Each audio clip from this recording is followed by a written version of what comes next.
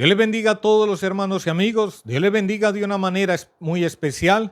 Nos encontramos de nuevo a través de este canal en defensa de la verdad para seguir inquiriendo en las escrituras y seguir tratando y analizando diversos temas, los cuales es necesario esclarecer a la luz de las escrituras, ya que en muchas ocasiones, cuando no hay un análisis correcto basado objetivamente en la palabra de Dios, tiende a darse interpretaciones incorrectas, inadecuadas, que solo tiende a la confusión y en muchos de los casos a la manipulación del pueblo de Dios. Recordemos que el Señor Jesucristo dijo: conoceréis la verdad y la verdad os hará libres. Así que entre más conocimiento correcto tengamos de las Escrituras, menos probabilidad hay que nos engañen y nos manipulen, ya que con rapidez podremos identificar una enseñanza incorrecta, desechando todo aquello que no es acorde a la palabra de Dios. ¿Por qué? Cuando podemos diferenciar con claridad lo que es de Dios de lo que no lo es, asimismo sabremos a qué temer y a qué no hacerlo, porque el mismo miedo en el creyente es una de las herramientas más eficaces que los fraudulentos utilizan para someter y manipular al pueblo creyente. Recordemos que Dios no quiere nuestro miedo, Dios quiere nuestra confianza. Dios quiere nuestro amor, es decir, Dios no quiere que nosotros le obedezcamos por miedo y terror. Dios quiere que nosotros le obedezcamos por amor y agradecimiento. De manera que quien vive sembrando el miedo y el terror en medio de la congregación, anunciando amenazas de juicio, si no se obedece, si no hace lo que él dice, este no tiene ninguna idea y desconoce el pacto sobre el cual el Señor nos ha llamado, y su entendimiento acerca de la gracia y del amor de Dios dista mucho de él. Hoy vamos a tratar el tema acerca de por qué muchas de las personas que en un momento dado, en medio de un culto, en medio de un programa evangelístico, pasaron adelante y realizaron una confesión de fe, pero luego con el pasar y el transcurrir del tiempo, estas personas volvieron atrás. Yo sé que muchos de nosotros en algún momento hemos visto esta situación, este suceso. Personas que en una campaña, en un culto, responden al llamado de arrepentimiento, confirmándolo al levantarse de su asiento, pasando a la parte de adelante o levantando su mano desde el mismo lugar en que se encuentran, realizando en voz alta una confesión en la cual expresan aceptar a Cristo como su Señor y Salvador, tal vez guiado por otra persona, como regularmente se procede en el día de hoy, donde una persona guía a todos los demás en una oración, donde la persona a través de esta oración reconoce a Cristo como el Hijo de Dios, como el único Salvador, e igualmente reconociendo sus pecados y pidiendo perdón por ello. Pero lo que también hemos experimentado es ver a estas mismas personas que en un momento dado confesaron su fe a Cristo, pasado un tiempo, luego volvieron atrás. Unos lo hacen esa misma semana, simplemente después de aquel primer día no vuelven. Algunos incluso alcanzan a perseverar un tiempo, a recibir el bautismo, pero luego los vemos retirarse y volver atrás. Pero pocas veces vemos pasar a una persona, rendir su vida al Señor y permanecer firme, perseverando en los caminos del Señor, sin dudar en ningún momento. En realidad son muy pocas las personas que vemos convertirse al Señor de esta manera. Ahora, la pregunta que surge ante esta situación es: ¿por qué sucede esto? De que las personas aparentemente se convierten al Señor y luego se apartan olvidando su compromiso. La respuesta directa y concreta en torno a esta pregunta es esta: porque la fe con que esa persona creyó a Cristo está fundada en la sabiduría humana y no en el poder de Dios. Es decir, la persona ha sido convencida por el hombre y no por el Espíritu Santo. Podríamos decir entonces que aquella persona no se ha convertido realmente a Cristo, porque es Dios quien nos convierte a Él. Uno de los grandes errores es pensar que somos nosotros los que buscamos a Cristo, que somos nosotros los que hallamos a Cristo, que somos nosotros los que nos convertimos a Cristo, que hay mérito alguno en la persona en cuanto a la conversión. Es cierto que Dios llama a todos los seres humanos al arrepentimiento. Dice en Isaías: mirad a mí y sed salvos todos los términos de la tierra, porque yo soy Dios y no hay más. También en segunda de Pedro, el apóstol nos dice que Dios quiere que todos procedan al arrepentimiento. Y en Hechos 17:30 dice la Escritura: habiendo pasado por alto los tiempos de esta ignorancia, ahora manda a todos los hombres en todo lugar que se arrepientan, por cuanto ha establecido un día en el cual juzgará al mundo con justicia. Así que las manos de Dios están extendidas todo el tiempo a aquellas personas que quieran volverse a Dios. Y Dios no rechaza a nadie que quiera arrepentirse. Por más negros que sean sus pecados, por más vil que haya sido su vida, por más horrendo y atroz que hayan sido sus crímenes, por más aberrante que haya sido su actuar, no hay pecado que Dios no pueda perdonar. No hay pecado que el amor de Dios no pueda cubrir, que la sangre de Cristo no pueda expiar, que el sacrificio de Cristo no pueda quitar. Recordemos que la Escritura dice que el Señor es la propiciación por los pecados de todo el mundo. Así que no hay uno solo que venga arrepentido a Cristo y vaya a ser rechazado. Porque él mismo dice en Juan 6:37, al que a mí viene, no le echo fuera. Pero, ¿qué es lo que sucede? Simple y llanamente que las personas no quieren venir a Cristo. Nadie quiere venir a Cristo. Así lo afirma el Señor a través de la Escritura en Juan 5:40, cuyo versículo dice así: y no queréis venir a mí para que tengáis vida. ¿Por qué razón no quieren venir a Cristo? Porque la naturaleza del corazón del ser humano es mala y por tanto el ser humano en su naturaleza carnal ama el mal, ama más las tinieblas que la luz, porque sus obras son malas, como lo dice la Escritura. Es así que a Cristo viene no el que quiere, porque ninguno quiere, sino el que el Padre en su misericordia trae a Cristo. Pues el Señor dice: el que a mí viene, no le echo fuera, pero antes dice: todo lo que el Padre me da, vendrá a mí. De modo que a Cristo viene no el que quiere, sino el que el Padre en su misericordia trae a él. Y es que esto está comprobado en la práctica. A la humanidad se le predica el Evangelio, se le predica a Cristo. Y nos damos cuenta que la humanidad prefiere rechazar a Cristo, rechazar el Evangelio, para seguir en su vida perversa y depravada, para continuar en medio de los placeres y la corrupción. Pero de en medio de toda esta generación corrupta y depravada, apartada de Dios y destituida de la gloria de Dios, Dios ha decidido salvar a algunos por su gracia. ¿Cómo?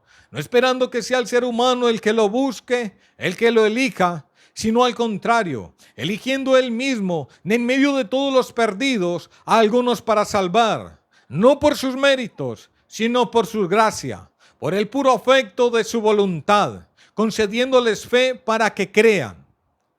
En la palabra de Dios, el Señor nos habla de aquellos que en un momento dado escuchan la palabra de Dios, escuchan con agrado el mensaje del Evangelio. Algunos aún perseveran por un tiempo, pero luego muchos de estos después retroceden y solo unos pocos perseveran dando realmente frutos dignos de arrepentimiento. Frutos que indican que aquella persona ha nacido realmente de nuevo. Así que aquella situación que presentaba al principio, donde muchas personas oyen el Evangelio, pasan al frente, hacen una confesión de fe, afirmando creer en la salvación de Cristo y luego con el tiempo vuelven atrás, no es algo nuevo que se haya presentado en este tiempo. Esto ya era presentado por el Señor desde aquel tiempo, con lo cual el Señor indicaba que esta conducta se vería a menudo en medio de las iglesias, por lo cual no nos deberíamos extrañar cuando esta situación se presenta, porque si esto mismo acontecía con el Señor, ¿cuánto no más con nosotros? Cuando el Señor nos habla acerca de este hecho, Él nos presenta varias situaciones del por qué estas personas vuelven atrás. Cuando se realizan diversas campañas evangelísticas, podemos darnos cuenta que muchas personas asisten allí, invitados por una y otra persona. Algunos van allí por curiosidad, otros van allí porque ven una solución a su dificultad, pero el hecho es que muchos acuden allí a escuchar el mensaje. Pero luego de que termina la predicación, al momento de ser llamados al arrepentimiento, no lo hacen y se van y no vuelven a la iglesia. El Señor nos explica con toda claridad qué es lo que allí sucede. El Señor nos dice que estos son personas que oyen la palabra de Dios, pero que no entienden el mensaje, y el diablo aprovecha esta situación de no haber entendido y viene y quita de su corazón la palabra para que no crean y se salven. Luego el Señor nos presenta otra situación, una en la cual las personas reciben la palabra con gozo, creen por un tiempo, pero que venida la prueba se apartan. Estos son los que no solamente escucharon el mensaje y se fueron, sino que estos siguen asistiendo a la iglesia, a los cultos, hasta pueden haber pasado al frente haciendo una confesión de fe, pero en el momento de la prueba se apartan, porque no están dispuestos a sufrir por la causa de Cristo. Pero, ¿por qué la prueba? Porque la prueba revela a los verdaderos y pone en manifiesto a los falsos. La prueba hace diferencia entre el creyente verdadero y un creyente falso. Hace diferencia entre una fe verdadera y una fe falsa. Hace diferencia entre una persona que se ha convertido realmente a Dios y otra que no lo ha hecho. La prueba sirve aún para sacar del engaño a aquel que cree que verdaderamente ha nacido de nuevo, pero que realmente no ha sido así. De manera que éste busca el verdadero perdón fundamentado en una fe real y verdadera. Por ejemplo, todos en algún momento hemos escuchado del gran hombre de Dios llamado Juan Wesley, pero tal vez lo que desconocemos es su historia de cómo él llegó a los caminos del Señor, ya que Juan Wesley, antes de convertirse realmente al Señor, él creía en sí mismo ser un cristiano verdadero, un cristiano real, y esto lo fundamentaba en su vida rigurosamente piadosa que procuraba llevar, visitando a los enfermos, visitando a los encarcelados, ayudando a los necesitados, apartándose de todo mal y una gran dedicación diaria a la oración, al estudio de las Escrituras y el ayuno. Pues Juan Wesley, antes de convertirse realmente al Señor, ya era un ministro anglicano, siendo nombrado miembro del Lincoln College of Ashburn, donde daba conferencias acerca del Nuevo Testamento.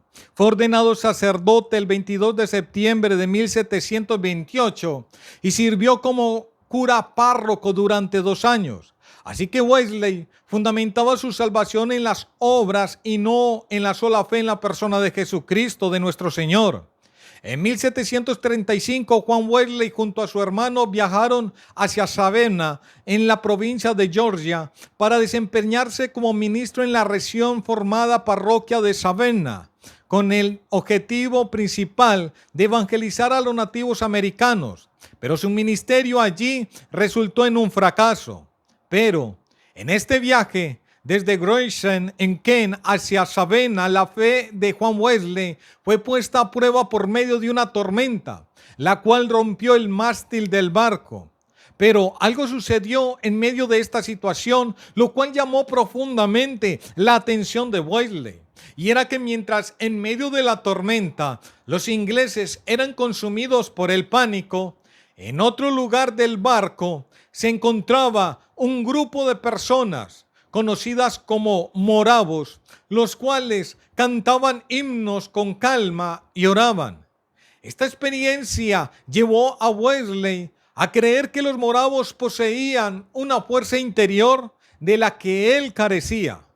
Esta experiencia, sumada al fracaso de su ministerio en medio de los nativos americanos, llevó a Wesley a devolverse a Inglaterra, convencido de que el fracaso en medio de los nativos americanos y los colonos residía en sí mismo. De ello dedujo algo, cuya idea manifestaba lo siguiente, que él aún no se había convertido a Dios. En su libro escribió: fui a América para convertir a los indígenas, pero ¿quién me convertirá a mí? Fui a Georgia para convertir a otros, pero yo nunca me convertí a Dios. Así que la prueba en el caso de Wesley sirvió para poner en manifiesto delante de sí mismo que aquella fe que él mismo creía poseer era una fe falsa, que todas sus ideas no eran reales delante de Dios, y esto lo usaría el Señor para guiarlo a la verdadera conversión. Es allí donde se muestra la longanimidad, la paciencia y la benignidad por medio de la cual Dios nos guía al arrepentimiento. Como lo dice el apóstol Pablo en la epístola a los Romanos en el capítulo 2, versículo 4, el cual dice así: ¿o menospreciáis las riquezas de su benignidad, paciencia y longanimidad, ignorando que su benignidad te guía al arrepentimiento? Así que Wesley se dirigió hacia una de las reuniones que estas personas procedentes de Moravia realizaban. Y allí en una reunión en el Albert Street en Londres, mientras leían un pasaje del prefacio de Martín Lutero a la epístola a los Romanos, fue donde Wesley experimentó lo que él llamó el corazón ardiente. Él mismo escribe: sentí que mi corazón se calentó extrañamente. Sentí que confiaba en Cristo, solo en Cristo para salvación, y me dieron la seguridad de que había quitado mis pecados, incluso los míos, y me salvó de la ley del pecado y de la muerte. Así que no debemos mirar nuestros fracasos como un verdadero fracaso, ni siquiera pretender eludirlo, sino que aceptarlo y recibirlo como la mano del Señor guiándonos en cuanto a su verdad y propósito. En el Señor nunca se fracasa, porque Dios no conoce el fracaso, pero a través de ello nos enseña, nos corrige, nos guía, nos muestra el camino, porque a los que aman a Dios todas las cosas le ayudan a bien, incluyendo los fracasos. De manera que muchos que dicen ser, pero no son, en medio de la prueba vuelven atrás o se apartan. Otros, como dice el Señor, son ahogados por los afanes, las riquezas y los placeres de la vida y no llevan fruto. Aún hay quienes en este afán de riqueza se desvían de tal manera que terminan usando el mismo evangelio como fuente de ganancia y de riqueza, lo cual es muy común hoy en medio de nuestra sociedad. Pero dice el Señor que también hay quienes que con corazón bueno y recto retienen la palabra y dan fruto con perseverancia. La perseverancia indica que una persona se ha convertido realmente al Señor. Es la señal inequívoca, verdadera, de que alguien realmente ha nacido de nuevo. No es el que vive exhibiendo dones, no es el que habla en lenguas, no es el que sana a los enfermos, no es el que hace milagros, no es ni aún el que predica la palabra de Dios, ni tampoco el que llama al Cristo Señor. Porque todos sabemos por la palabra de Dios que el Señor allí nos dice que habrá personas, gente que se presentarán delante de Él y que dirán: Señor, en tu nombre hicimos milagro, en tu nombre sanamos a los enfermos, en tu nombre echamos fuera a los demonios, pero que el Señor les dirá: no os conozco, apartados de mí, hacedores de maldad. Así que la manifestación de dones en una persona no es la señal real, verdadera e inequívoca de que una persona ha nacido de nuevo, de que una persona se ha convertido realmente de corazón a Cristo. La señal inequívoca de que una persona verdaderamente ha nacido de nuevo es la perseverancia, es la constancia. Es aquella persona que a pesar de los obstáculos, las dificultades, las barreras y aún con el paso del tiempo sigue dando fruto para Dios. ¿Cuál fruto? Los frutos que solo pueden ser producidos por el Espíritu Santo, como lo son el amor, el gozo, la paz, la paciencia, la benignidad, la bondad, la fe y la mansedumbre. Es decir, todos aquellos frutos que obran en cuanto a la santidad. Como lo decía anteriormente, aún nuestro Señor Jesucristo sufrió la experiencia de tener gran cantidad de personas que lo seguían. Pero en un momento dado, cuando todo esto fue puesto a prueba por la misma palabra que les dio, muchos volvieron atrás, como había otros que sí permanecían al lado del Señor. Así nos dice la palabra que una gran cantidad de personas fueron a Capernaum buscando a Jesús y le hallaron al otro lado del mar, preguntándole: Señor, ¿cuándo llegaste acá? Mas sin embargo el Señor les contestó: de cierto os digo que me buscáis, no porque habéis visto las señales, sino porque comisteis el pan y os saciasteis. En otras palabras, el Señor les estaba diciendo: vosotros estáis aquí no porque os interese comprender y entender mi mensaje, mi palabra, los misterios del reino. Estáis aquí porque comisteis y os saciasteis y queréis más comida. Esto es lo que os interesa. Y el Señor los puso a prueba, dándole la verdadera comida, la más valiosa, la que da vida eterna, la espiritual, el mensaje de Dios, y no les dio más comida material. Y nos dice la palabra que desde entonces muchos de los que le seguían y muchos de los que decían ser sus discípulos volvieron atrás y ya no andaban con él, demostrando con ello que las motivaciones por las cuales seguían al Señor no eran sanas y sinceras. Pero vamos a ir al punto central del asunto, y es el por qué en medio de las iglesias muchas personas que en un momento dado hacen una confesión de fe, luego se vuelven atrás. Como ya lo había dicho antes, es porque su fe, su conversión, está fundamentada en la sabiduría humana y no en el poder de Dios. Así lo expresó el apóstol Pablo a los Corintios, a través de su carta, diciendo que fue a este lugar con el ánimo de anunciarles el evangelio.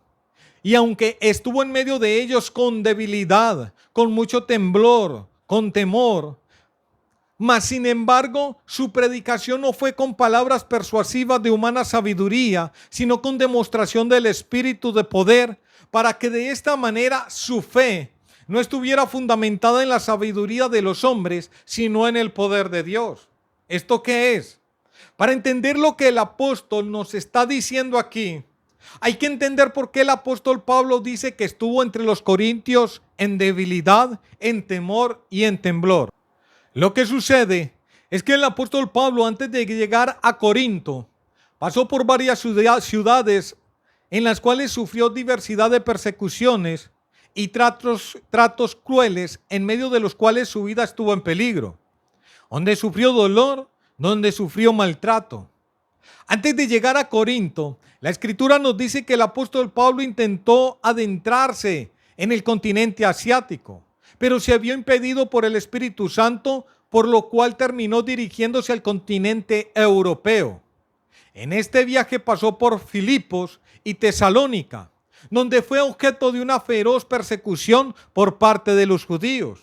Allí en Filipos fue rodeado por una turba y a él y a Silas le rasgaron los vestidos, lo cual indica que fueron violentados, sacudidos, empujados y ordenaron azotarles con varas.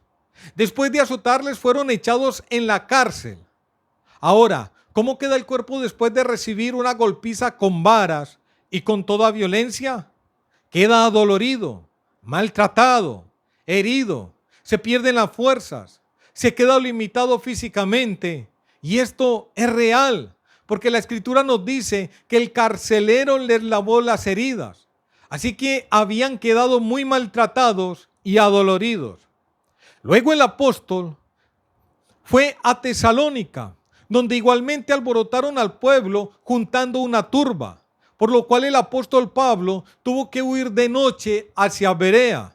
Y cuando los judíos en Tesalónica supieron que también en Berea se predicaba la palabra de Dios por Pablo, fueron allá y también alborotaron las multitudes.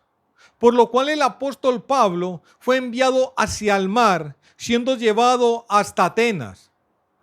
Estando en Atenas, predicó la palabra, pero muchos se burlaban y solo creyeron unos pocos. Luego de esto, el apóstol salió de Atenas y llegó a Corinto. Y Corinto era una ciudad que su reputación depravada la precedía, ya que era una ciudad notoria en cuanto a su inmoralidad sexual. Tanto que cuando a una mujer se le decía: vas a ganarte el sueldo a Corinto, era sinónimo de decir: vas a prostituirte. O si decía: vas a vender cerdos, servía para señalar a una mujer que servía de ramera. También había otra frase utilizada, la cual decía: no está al alcance de cualquiera la navegación a Corinto, lo cual era una referencia a lo caras que eran las prostitutas en Corinto. Esa inmoralidad influyó para que en Corinto se rindiera culto a Afrodita, considerada la diosa helénica del amor, y que en su templo se prostituyera 1 millar de esclavas, lo que atraía un floreciente turismo sexual. Además del culto a Afrodita, también se adoraba a Melicertés, una divinidad tiria que protegía a los navegantes, y también se adoraba a Poseidón, el dios del mar. La obsesión sexual, el paganismo y la codicia impregnaban los aires de Corinto, así que la realidad de Corinto estaba muy distante del mensaje que el apóstol Pablo predicaba. Entonces, el apóstol Pablo venía de ser perseguido, maltratado, golpeado, encarcelado, y había tenido que huir de noche, escapar de la turba de en medio de los judíos que conocían las escrituras. En Atenas se habían burlado de su mensaje, especialmente cuando dijo que Cristo había sido levantado de entre los muertos, y ahora se encontraba en Corinto, en medio de una población constituida por habitantes romanos, antiguos esclavos o libertos procedentes de Italia. También entre ellos había griegos, había gente procedente del Mediterráneo e incluida una colonia judía. Estas personas vivían atestadas por el paganismo, la codicia y una obsesión completamente aberrante por el sexo, tanto que le rendían culto a su diosa, la cual decían que era la diosa del amor, pero allí solo existía un lugar entregado a la prostitución. Ese era el culto a Afrodita, el sexo. Así que cuando el apóstol se encuentra en medio de Corinto, él lo primero que reconoce es la condición humana bajo la cual él se encuentra, reconociendo su debilidad. Tal vez había perdido el vigor de su fuerza a causa de los golpes, los maltratos, las heridas y las enfermedades. Fuera de ello, sentía miedo a tal punto que le causaba temblor. Sentía espanto al pensar que le pudiera suceder o acontecer al momento de predicar la palabra de Dios. Mas, sin embargo, dice el apóstol Pablo en su carta a los Corintios que aunque se sentía débil, aunque sentía miedo, aunque esta ciudad le asustaba, sin embargo, no procuró usar palabras halagadoras, persuasivas, de procedencia humana con las cuales se pudiera ganar el favor y el agrado de los corintios para que no se fueran a levantar contra él. No, el apóstol no procuró nada de eso. Recordemos que él venía de predicar en el Areópago en Atenas, donde la gente había escuchado con atención su mensaje hasta el momento que escucharon acerca de la resurrección de los muertos. En ese mismo instante que escucharon acerca de la resurrección de los muertos, en ese momento comenzaron a burlarse del apóstol y se fueron. Y solo unos pocos creyeron. Con esta experiencia que había tenido el apóstol, él hubiese podido pensar de la siguiente manera: En Atenas me escucharon bien hasta que hablé acerca de la resurrección de los muertos. En ese momento que hablé de la resurrección de los muertos, la gente comenzó a burlarse de mí y se fueron. Entonces, para que no se vayan y me sigan escuchando y no se burlen de mí como lo hicieron allá, aquí no lo voy a decir, no lo voy a enseñar. Pero no fue así. Al contrario, el apóstol dijo: aunque estoy débil, aunque el pensar en la reacción de esta ciudad me espanta, no voy a utilizar ninguna maquinación o técnica de humana sabiduría. No voy a utilizar palabras lisonjeras de modo que le agrade a los que me escuchen. Voy a predicar solo a Cristo, a este crucificado y como levantado de entre los muertos, de manera que nadie crea o sea convencido por mis técnicas humanas, sino que cada persona sea convencida por el poder del Espíritu Santo. Así su fe no estará fundamentada en mi astucia, en mi gracia, en mi carisma, en mi sabiduría, sino que la fe de todo aquel que crea estará fundamentada en el poder de Dios, al ser convencido solo por el Espíritu Santo. Por tanto, el poder de Dios estará en él y le hará estar firme y no volver atrás. Prefiero que unos pocos sean convencidos por el poder de Dios pues estoy seguro que por el poder de Dios permanecerán que tener una gran multitud convencidos solo por mi sabiduría humana, que al momento de la prueba volverán atrás. Y exactamente ese es el error que se está cometiendo hoy en día, que la fe de las personas está siendo fundamentada en la sabiduría humana y no en el poder de Dios. Vemos a los ministros realizando shows en los altares para atraer a las gentes, como el circo atrae a los ciudadanos de una ciudad. Vemos realizar espectáculos, vemos realizar una gran cantidad de estrategias humanas, supuestamente para ganar almas para Cristo. Hay quienes organizan torneos de fútbol que para por medio de ello ganar a los jóvenes. Vemos realizar obras de teatro, vemos realizar shows musicales, hasta cine y películas, pero no se ve la predicación de la palabra. No se escucha el mensaje de Cristo, el cual dice: arrepentíos porque el reino de los cielos se ha acercado. El cristiano está procurando ganarse la atención de las personas por medio de toda táctica humana, olvidándose del poder de Dios. Vemos a diáconos en medio del llamamiento, acercándose a uno y al otro, forzando a las personas a aceptar a Cristo, como si el Espíritu Santo no lo pudiera hacer por sí mismo. A otros los integran en grupos, les dan cargos o liderazgos como si esto fuera a afirmar sus vidas. Y después nos aterramos cuando los vemos caer en pecado, cuando la culpa ha sido nuestra. Pero no se escucha el mensaje de la cruz, el mensaje de arrepentimiento, el mensaje que señala el pecado. Porque pensamos que se espantan y entonces se van. Esto es porque la persona cree que es él el que gana el alma de la persona, pero no eres tú. El que gana las almas es Cristo. El que convence a los incrédulos es el Espíritu Santo. El que trae las almas a Cristo es el Padre. Nosotros solamente somos un instrumento usado por Dios. Ahora, si escuchamos un mensaje de arrepentimiento es: ven a Cristo para que tu vida cambie. Ven a Cristo para que tu hogar se recupere. Ven a Cristo para que tu economía mejore. Ven a Cristo para que tus problemas se acaben. Ven a Cristo para que sea sanada tu enfermedad. Pero no hay un ven a Cristo, porque aunque vives, estás muerto en delitos y pecados, y solamente hay perdón y salvación en Cristo Jesús. Queremos ser muy persuasivos humanamente y muy comprensivos.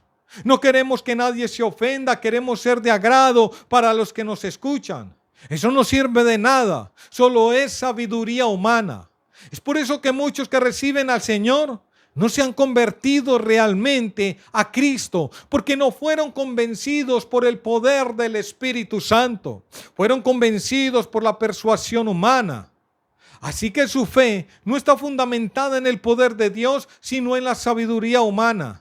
Cuando alguien es convencido por el Espíritu Santo, la obra que Él comienza la termina. Él sostiene a la persona, Él no la deja volver atrás. Él le sostiene al momento de la prueba. Él cuida de que no se desvíe, lo guía por el camino recto, por el camino de justicia. Si es necesario, trunca sus planes, sus caminos, y de algo podemos estar completamente seguros: guiará esa vida al reino de los cielos, porque no se encuentra en manos del ser humano, se encuentra en manos del Dios vivo, y esta es la voluntad del Padre, dijo Cristo, que todo lo que me diere no pierda yo nada, sino que le resucite en el día postrero. Así que no procures ganarte a nadie con tu persuasión humana, con tu humana sabiduría, porque no servirá de nada, ni siquiera aún a tu propio hijo. Háblale la palabra de Cristo crucificado. Háblale la palabra de la cruz. Así se ofenda, así se moleste, hasta se enojará contigo. Así no se agrade al oírte, y deja que sea el Espíritu Santo quien lo convenza. Cuando sea el Espíritu Santo el que lo convenza, esa persona, ese hijo, nunca más volverá atrás. Es por esa razón que en muchos hijos no ha obrado el Espíritu Santo, porque pretendemos convencerlos nosotros mismos con nuestra humana sabiduría y no dejamos que esa obra la haga el Espíritu Santo. Él no necesita tus palabras motivacionales. Él no necesita tus palabras persuasivas. Él no necesita tus palabras de humana sabiduría. Él lo que necesita es el mensaje de Cristo, el mensaje de la cruz, el mensaje de arrepentimiento, el mensaje que le revele qué tan pecador es y qué tan perdido se encuentra. El mensaje que le haga ver qué tan necesitado se encuentra de Cristo, qué tan necesitado se encuentra del Señor. El mensaje que solamente obra por el poder de Dios, por el poder del Espíritu Santo.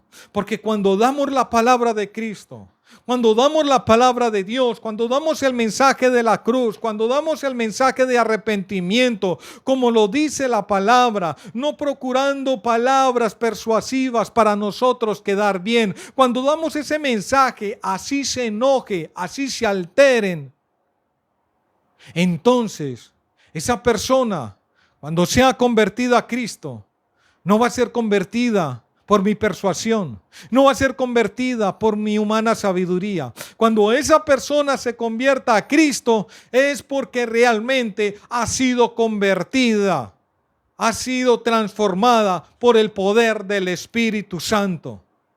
Y tú no vas a tener que estar ahí. El Espíritu Santo lo hará solo.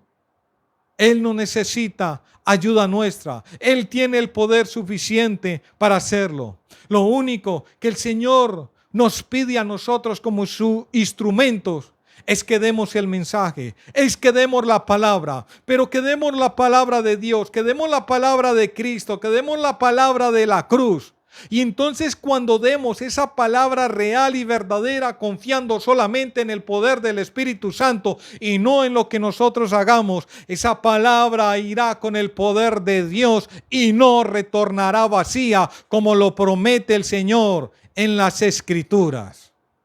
Confiemos en el Señor, confiemos en Cristo y desconfiemos completamente de nuestras propias capacidades.